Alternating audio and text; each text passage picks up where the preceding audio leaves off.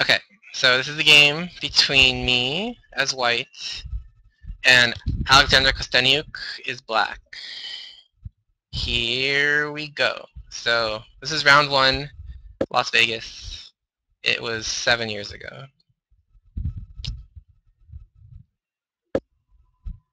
Okay, so she played Sicilian. Okay, so I played my pet opening, bishop b5. She played knight d4. Bishop c4, e6, knight g e2, a6. Okay, so this is all opening stuff. So now a6, I don't think is best because it allows me to take this knight, and this bishop gets in trouble. So knight d4, cd4, knight e2. So she played b5, I played bishop b3. She played bishop b7. So I played d3 here to defend this pawn, get my bishop out. And so she played d5. And now this bishop causes her a headache for the rest of the game.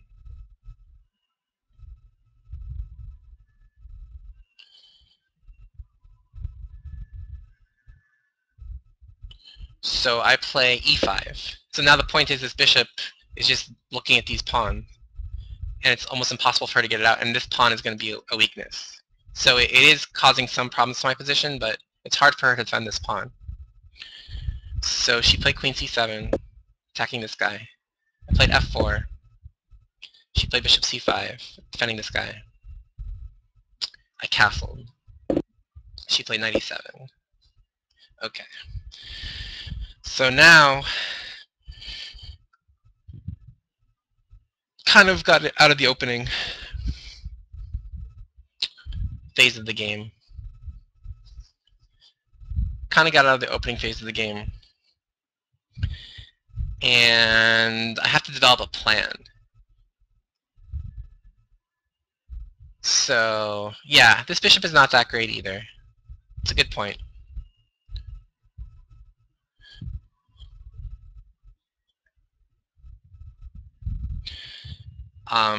So what are my ideas here? So one idea I can have is to play c3 and exchange these pawns and then try to like play d4 and then get my bishop to c2 and take this diagonal.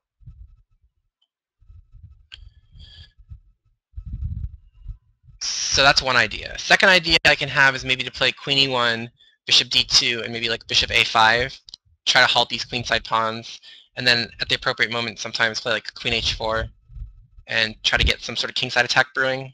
Maybe like knight g3, rook a e1, f5, something like that. So I could try that. Another idea I could have is maybe just pile up on this pawn, like just go like bishop f2,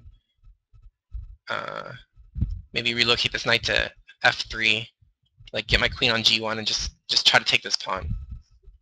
So she played knight e7. So I decided that the best course of action would be to get out of this thing. Because like if I play c3, for example, she can play pawn takes pawn, and then it's check. And then so I just lose a pawn. So I decided to get out of that, the way of the bishop, and I played king h1. Okay, so now she wants to secure this f5 outpost for her knight, and she doesn't want to have to worry about g4. Because usually g4 is a tough move to play for me because this bishop will be looking at it, but since this pawn is in the way, g4 will be a lot easier for me to play. So she wants to secure this outpost for her knight, so she plays h5. So the idea is now I can't play g4 because she can just take it, and this outpost is secure. So it's important to secure outposts for your pieces, so her being a grandmaster, she obviously knew that, so she played h5. So now I decide that now my queen really lacks scope, so I need to put it on different diagonals. So on e1, it looks at both this diagonal and this diagonal. So I can either try for like a queen g3 idea and attack this pawn maybe, or in some instances attack on this diagonal. So I played queen e1, and she immediately played h4. So the idea is she doesn't want my queen getting here, or even here. And furthermore, g4 is still not possible because, of course, don't forget about the lovely move, en passant. So don't forget, guys, about en passant. So even on h4, she is stopping me from playing g4. So After h4, I have to come up with an idea. So I figure first I'll play bishop d2, connect my rooks somewhat, then worry from there. So I play bishop d2, she played knight f5. So now I'm thinking, well,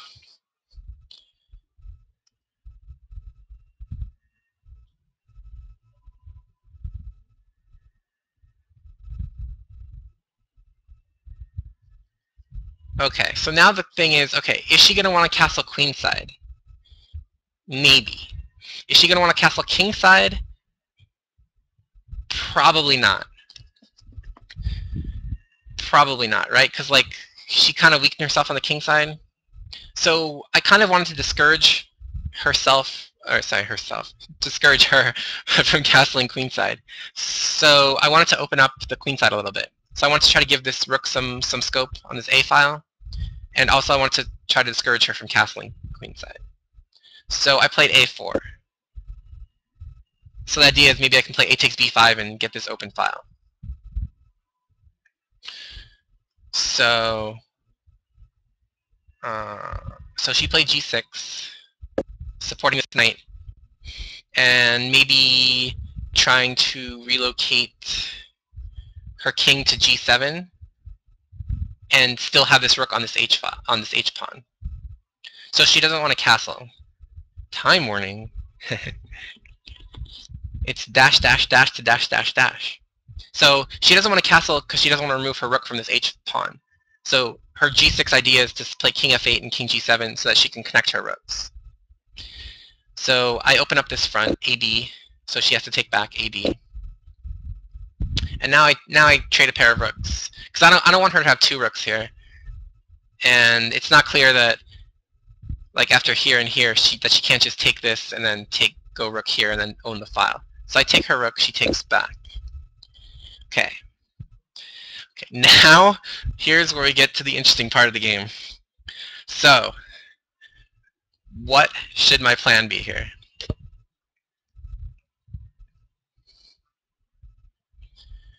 What should my plan be here?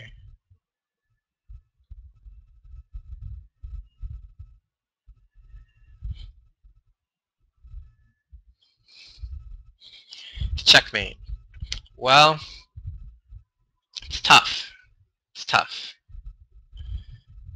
It's tough. Tough to checkmate here. Like, her bishops are bad, but my bishops aren't much better.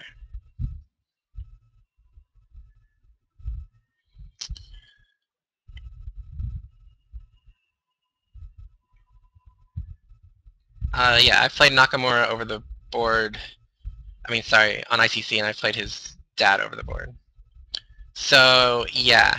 So this was, like, really the key point in the game. I spent a lot of time here. So my idea, which I think actually is the best idea in the position. Yeah, actually, normal Trent got it. Yeah, his stepdad, right. Normal Trent. Rook f3. Yeah, you got it exactly. Yeah, Sunil, yes. So normal Trent, exactly. So my idea is just to win this pawn. So how am I going to do that? Rook f3, rook h3, knight g1, and knight f3. So then after that maneuvering, I get my knight on this pawn, my rook on this pawn, and this queen on this pawn. And it's very hard for him to actually, or for her, sorry, to actually defend this pawn. Because then my idea is going to play bg4 eventually. And then this en passant will be not possible because this rook will be hanging. So yeah, rook lift. Ace rook lift, as a matter of fact. Ace rook lift. So I played rook f3. So she can't really do much. She played queen a7. I played rook h3. She played rook g8. So now g4 might be happening. So she wanted to be able to take en passant. So she unpinned her rook. So I simply play knight g1, continue with the plan. King d7. So now she's trying to get her king off the 8th rank, so maybe this rook can swing over to the a file, or maybe she can use her queen to help defend as well. So I simply play knight f3. Okay, so stage 1 complete. I got my knight to f3, got my rook to h3, and I'm attacking this pawn. So stage 1 is complete.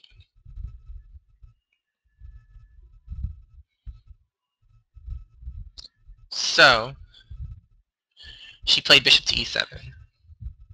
So now she defends this pawn, obviously. All right. Now, what's stage 2? What's stage 2? So I got stage 1 complete, but she defended the pawn. So now what's stage 2? I think some of you guys said it in chat already, but... Super Saiyan? No, not quite yet.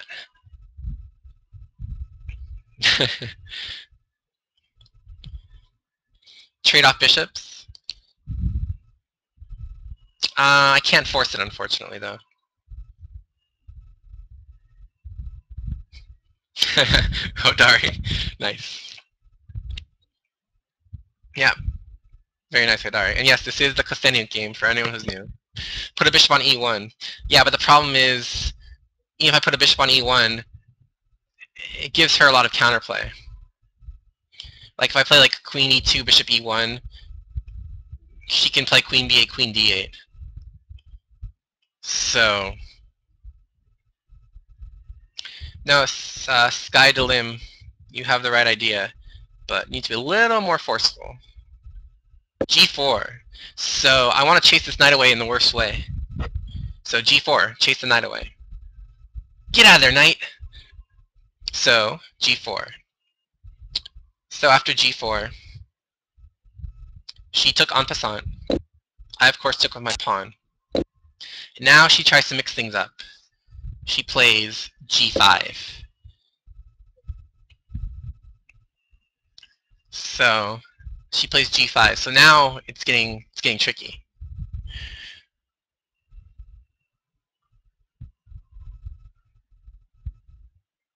She's trying to make this pawn take, so then this pawn will be weak. Yeah, I can take. So yeah, I can win a pawn, but she's basically trying to ruin this pawn chain, is the idea.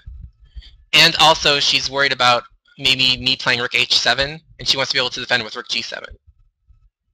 So she's worried about her 7th rank being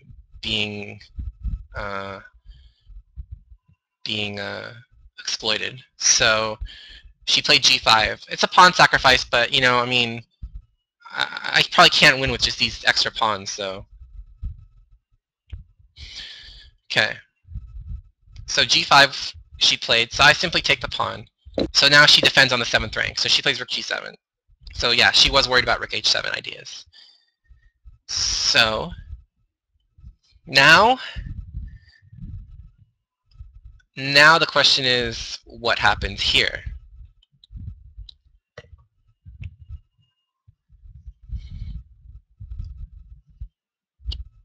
So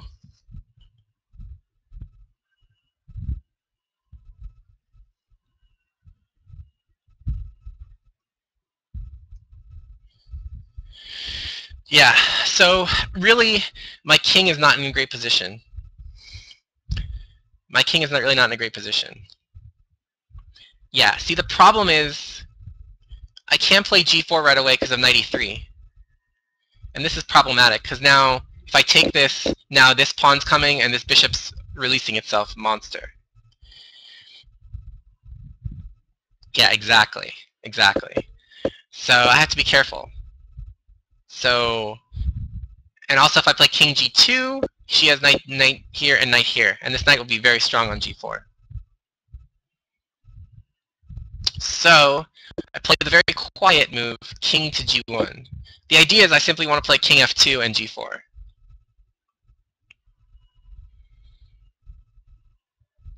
So, run king, get out of there. So she played knight e3. And now I play rook h5, defending this guy, because she was attacking it right twice. So if I lose this pawn, it's going to be problems for me. So I got to make sure I don't lose that pawn. So I play rook h5. So now she plays bishop c5, getting on this guy. Because I was threatening probably knight takes pawn here. Probably. Maybe. It's debatable. It's possible. But she was worried about it. I mean, maybe I can prepare it. Maybe I can play like c3 first. Because now her knight's actually in a precarious position.